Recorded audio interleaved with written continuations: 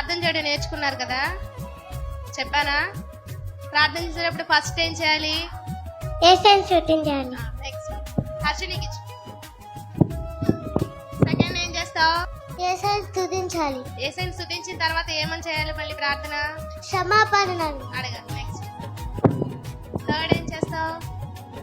Thank you చెప్తావు. Very good. Fourth ఏం చేస్తావు? లాస్ట్ ఏమని చేస్తావు ప్రార్థన చేసేటప్పుడు? హర్షినికి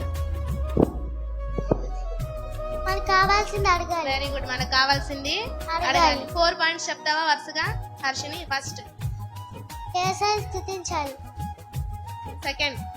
క్షమాపణ అడగాలి. థర్డ్. థ్యాంక్స్ చెప్పాలి. ఫోర్త్. మనకేం కావాలో యేసుని అడగాలి. Very good. నెక్స్ట్ ఫస్ట్ స్తుతించాలి. సెకండ్. క్షమాపణ. థర్డ్. Thank you.